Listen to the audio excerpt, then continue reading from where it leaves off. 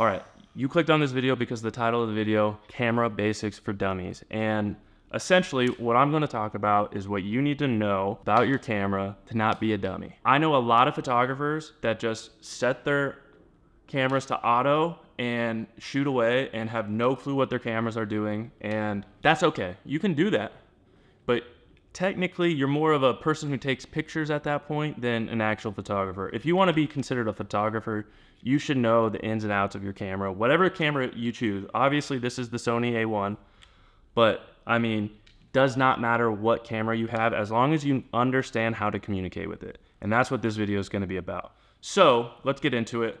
The 3 things that you need to know about your camera over anything else, or at least anything at the beginning, is what the shutter speed is, what aperture is, and what ISO is. Those 3 things will allow you to communicate with your camera as clear as possible to get the images that you want. Getting into it, shutter speed, right? So shutter speed is this fraction over to the left of the camera. Most screen layouts go shutter speed, aperture, ISO. What shutter speed controls is motion blur, right? So if the shutter speed is higher, the less motion blur that's gonna be in the image, but also the less light that's gonna be allowed in the image. The lower the shutter speed, the more motion blur you're gonna get. You're gonna pick up those streaks of motion with your image if they're moving, and way more light is gonna be allowed into the image. I'm not telling you higher or lower is better, but that is what allows you to either get an image that has motion blur or doesn't. The next thing is aperture, right? So the f-stop.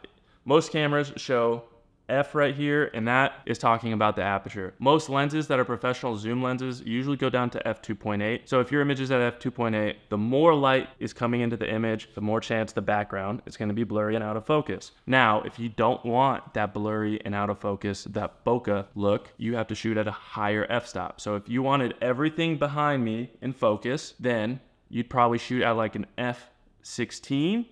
But with that being said, I would have to put way more light into the scene because way less light is being allowed into the sensor because everything is getting picked up. So to recap that, the higher the f-stop, the more things are gonna be in focus and the less light is gonna be allowed into the image. The lower the f-stop, there's gonna be way more separation between the subject and the background, which is gonna cause that blurriness, and a lot more light is gonna be allowed into the image. The final setting that you need to know about is ISO. And ISO is essentially artificial light. It's the sensitivity that your camera sensor is allowing light into the image, right?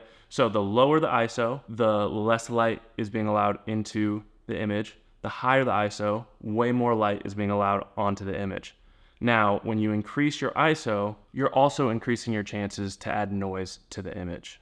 It really depends on what camera you have to know the limits of how far you can push the ISO. For example, if I was shooting on a camera like the 5D Mark III or 4 or whatever, I'd only really shoot up to like 800 to 1600 ISO because after that, you start allowing a lot of noise into the image. But with these Sonys, I can shoot well into the thousands and not have to worry about it. But also nowadays, there's a lot of editing softwares. I mean, even in Lightroom, there's a denoise that honestly looks and works really great. I'm not the hugest fan, but if I need it, I will use it. You know what I mean? So with all that being said, I hope you guys learned something from this video. I know it's short, sweet, and to the point, but that's kind of how these cameras are. Just super basic, understand it. You will become a better photographer if you understand the information in this video, like hands down. I know I'm not the greatest photographer in the world, but I do get paid to do it, and I really enjoy taking photos.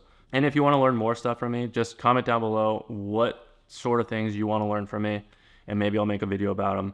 I don't know how to end this video, but I hope you guys enjoyed it, and I'll see you in the next one. Peace. Had enough, then I want more. Up so high, but